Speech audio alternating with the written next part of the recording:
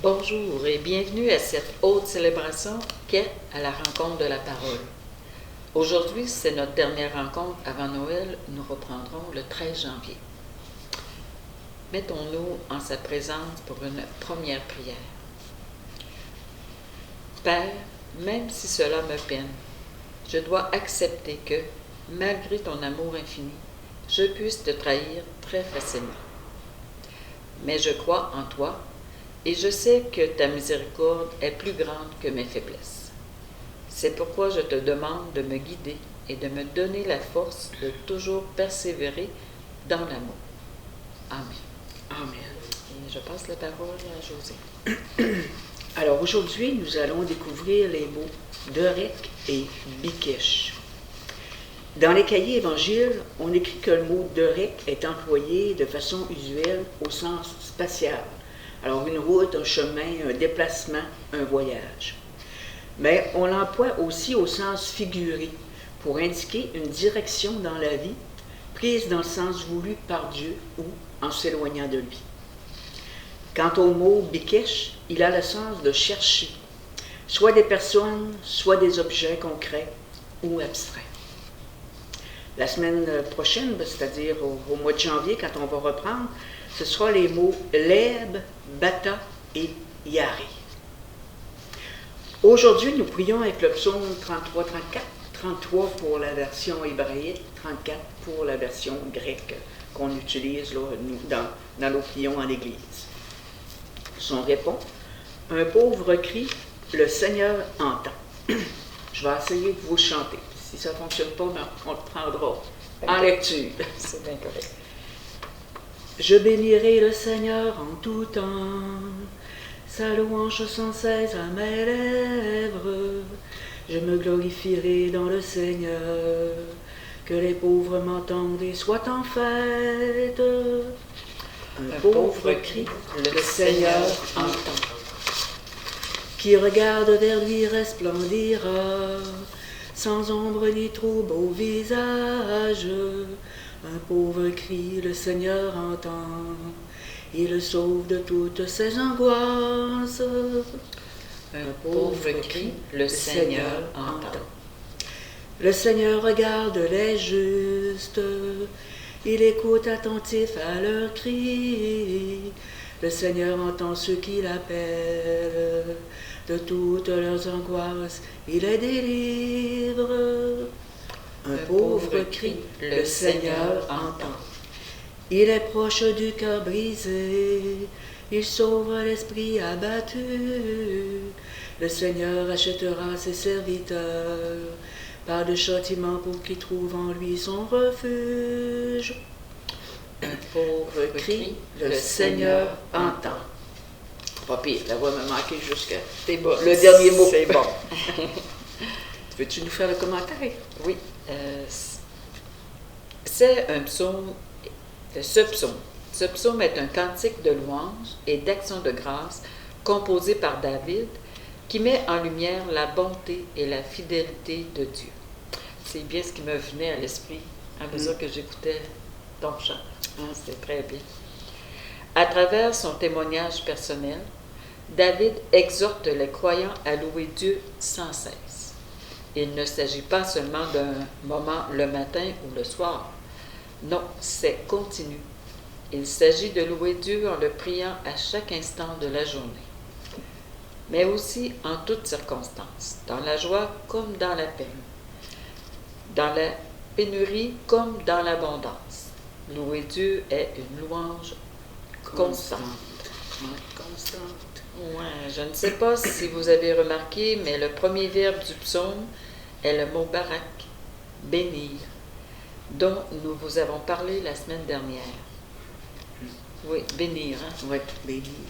Puis, toi, l'autre jour, on parlait, la prière, c'est à n'importe quel moment, qu'on soit en train de travailler, qu'on soit en train d'étudier, on peut toujours parler à Dieu, confier ce qu'on vit, le louer pour ce qu'on voit. C'est bien comme moi, quand je vais des fois faire des randonnées dans le bois, tout ça, c'est écouter le chant des oiseaux, voir le petit écureuil qui sauve ou qui essaie là, de manger des fois ce que les gens ont laissé là, sur le bord du chemin. En fin de semaine, j'étais en skidoo en forêt. Les arbres étaient chargés de neige. Là. Oh! Quand je regardais le décor assis en arrière, là, j'avais rien que ça à faire dire merci. Là, mais oui, je remerciais toute cette création, là, qu'on n'a rien à faire là, pour ce décor de rêve. C'est vraiment. Mais même en conduisant, ça aurait pu aussi, quand je suis allée aux pommes à l'automne, quand on arrive là, dans le coin de Stoneham, tout ça, qu'on voit ça, c'est de toute beauté. Dans le parc des Laurentides, c'est plus des conifères. Ça fait qu'on ne voit pas là, de changement de couleur vraiment. Mais quand on arrive à Stoneham, c'est de toute beauté, là, les couleurs que ça prend. Puis on n'a pas enlevé le petit tout le long, je loue Dieu pour ça. Je suis en émerveillement devant ça. Ça fait que c'est vraiment là, en tout temps, en toutes circonstances, puis pas juste là. Quand ça va mal, que là, c'est ça, c'est vrai, Dieu existe, on va prier, m'a appelé grand-maman qui a prié pour moi, non, on peut le louer, le remercier, là, quand ça va bien, puis tout ça, puis y penser tout le temps. Ouais. Mettons-nous maintenant à l'écoute de l'Évangile. Alléluia. Alléluia. Viens, Seigneur, ne tarde plus, délivre ton peuple de ses fautes. Alléluia. Évangile de Jésus-Christ selon saint Matthieu. Gloire à toi, Seigneur. Gloire à toi, Seigneur. En ce temps-là, Jésus disait aux grands prêtres et aux anciens, « Quel est votre avis?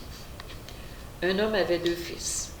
Il vint trouver le premier et lui dit, « Mon enfant, va travailler aujourd'hui à la vigne. » Celui-ci répondit, « Je ne veux pas. » Mais ensuite, s'étant repenti, il y alla. Puis le père alla trouver le second et lui parla de la même manière. Celui-ci répondit, « Oui, Seigneur, » et il n'y alla pas. Lequel des 2 a fait la volonté du Père? Ils lui répondent, « Le premier. » Et Jésus leur dit, « Amen, je vous le déclare, les publicains et les prostituées vous précèdent dans le royaume de Dieu. Car Jean le Baptiste est venu à vous sur le chemin de la justice, et vous n'avez pas cru à sa parole. Mais les publicains et les prostituées y ont cru. Tandis que vous, après avoir vu cela, vous ne vous êtes même pas repentis plus tard pour croire à sa parole. » Acclamons la parole de Dieu. Louange à toi, Seigneur Jésus.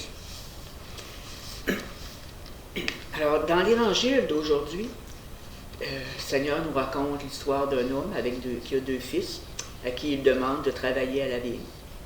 Comme on l'a vu, l'aîné refuse d'abord, mais il finit par obéir et s'y rend. Le cadet, lui, d'abord obéissant, désobéit en réalité et refuse de travailler à la vigne. C'est l'aîné finalement qui accomplit la volonté de son père, car il finit par obéir. Jésus compare alors l'aîné aux collecteurs d'impôts et aux prostituées, les parias de la société juive, car ils ont cru en Jean-Baptiste et ont embrassé la voie de la justice, malgré leur désobéissance initiale à la loi. Après cette brève parabole, le Seigneur adresse des paroles sévères aux grands prêtres et aux chefs du peuple qui l'écoutaient. « Amen, je vous le déclare, les publicains et les prostituées vous précèdent dans le royaume de Dieu. » C'est un jugement dur, mais d'une grande justice. Pourquoi? Parce que les pécheurs et les prostituées ressemblent au premier fils de la parabole. Même si leurs paroles n'étaient pas justes ou appropriées, ils ont fait la volonté du Père. Ils ont cru au Christ et se sont convertis grâce à sa prédication. Les pharisiens, les grands prêtres, eux autres, les chefs du peuple juif, là, qui se croyaient très justes, très pieux, qui étaient pleins d'assurance aussi, ils ressemblent au second fils. Leur apparence extérieure est respectueuse et réservée, mais ils n'obéissent pas à Dieu. Or, le Christ attendait d'eux qu'ils fassent la volonté du Père. C'est vrai qu'eux, ils étaient vraiment à cheval sur la loi, mais ils oubliaient le message qu'il y avait dans la loi. Tandis que les prostituées, les publicains, eux autres, ils ont compris le message d'amour, de pardon, tout ça qu'il y avait. Hein? De faire attention. Dans la loi, tout ça, c'est ça. D'être juste, puis tout ça. Mais pour ça qu'eux autres, hein, Jésus dit qu'ils vont être sauvés. Je crois que par cette parabole, notre Seigneur veut nous enseigner que pour le salut, ce ne sont pas les paroles, mais les actes qui comptent. C'est ça que je disais l'autre jour, hein, avec il me semble que c'est la première lettre de Saint Jean qui dit ça. Hein, c'est pas par parole et de beaux discours, mais en actes et en vérité qu'on aime véritablement.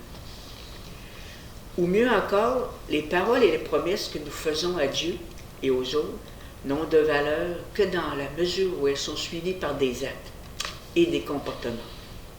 Ce sont les actes qui parlent le mieux, les actions et non les beaux discours, les actes et non de simples bonnes intentions ou de nobles sentiments. C'est pourquoi notre Seigneur nous dit un jour, ce ne sont pas tous ceux qui me disent « Seigneur, Seigneur » qui seront sauvés, mais seulement celle qui fait la volonté de mon Père qui est aux cieux.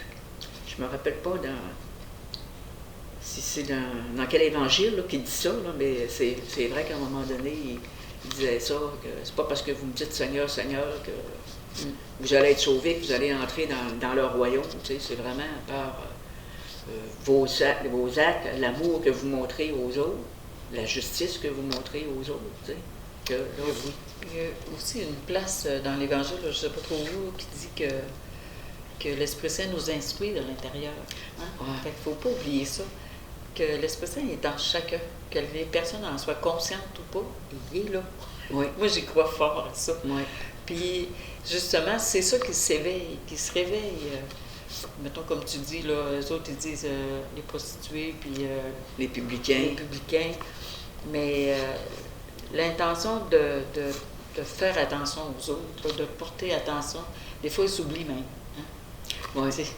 Ou bien c'est la vie trop difficile qui les a emmenés sur des terrains, on le sait, hein? Les prostituées, on n'est pas prostituées, là. Ouais. Hein? C'est la misère là, qui tourne autour, puis qui fait que des fois, on tombe là-dedans. Là.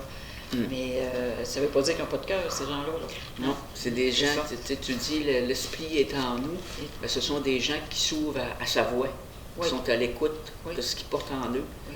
Tandis que les grands prêtres, puis les pharisiens, eux autres, c'était juste la loi qui comptait, la loi, les mots de la loi. Alors, c'est pas ceux là, c'est ça qui disent Seigneur, Seigneur, qui seront sauvés. Hein? Alors, c'est des paroles simples et concises, mais claires et exigeantes.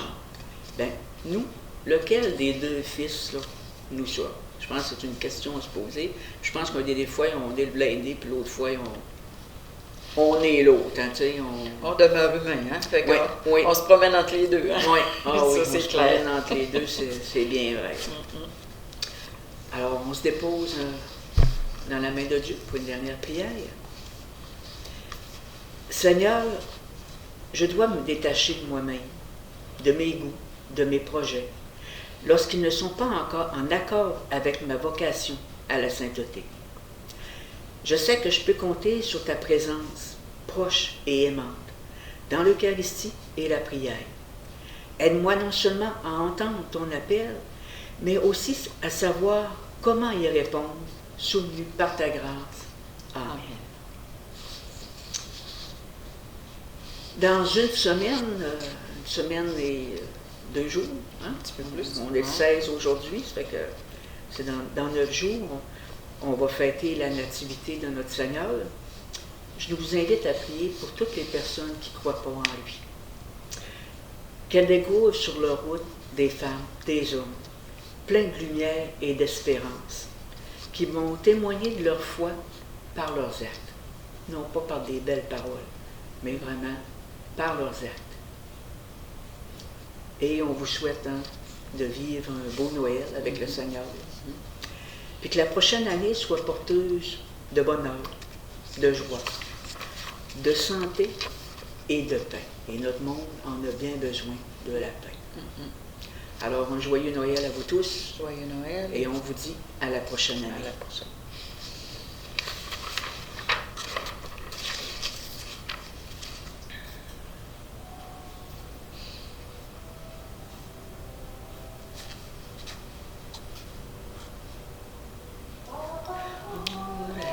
présence, lumière et vérité, un bouquet de silence qui fleurit dans la paix.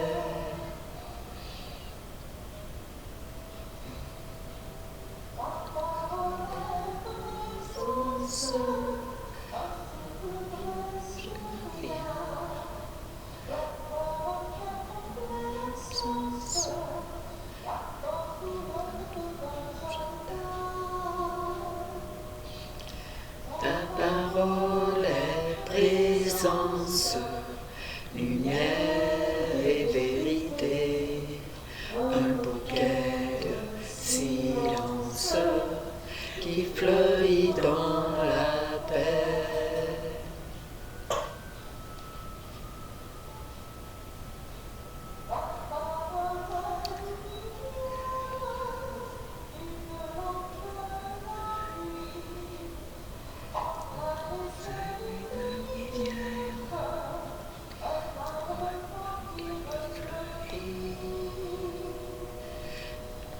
Ta parole est présence, lumière et vérité, un bouquet de silence qui fleurit dans